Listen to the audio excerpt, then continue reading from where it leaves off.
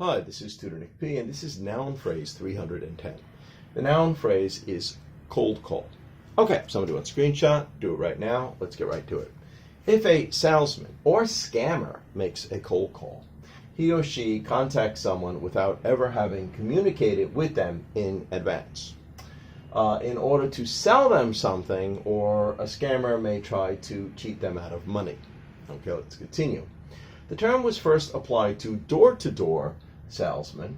The phrase derives, or at least it's believed to derive, from marketing terms. If a person was already very interested in a product or service, they were referred to as hot. They're probably easier or more likely to make a sale to. Warm was for someone who heard of a product and perhaps started to think about, buying it or purchasing it.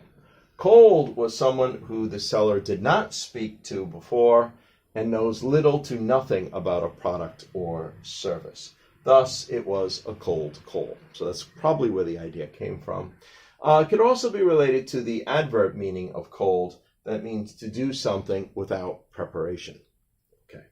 All right, and we got 4 meanings to show just how it's used.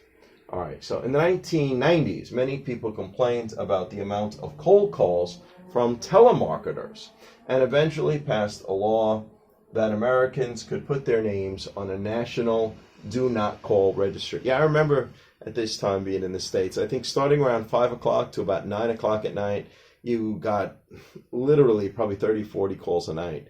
Sometimes that's why people, sometimes they just put on an answering machine, and unless they knew the person, they probably wouldn't even pick up. It got to be very annoying, so that's why that happened. If a telemarketer called someone on this list, they could be fined, basically. Okay, good. So number 2, it takes a lot of skill to be successful at making a good living doing cold calls. Okay, good. And all right, number 3 here. Anytime I receive a cold call, I just hang up on them. All right, well, maybe some people do.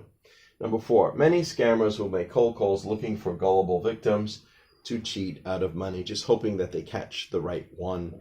So yeah, like I think in Taiwan, they used to often call up and say they kidnapped their kid or their grandchild or something, and they always had some little child actually, help me, and they would scare people.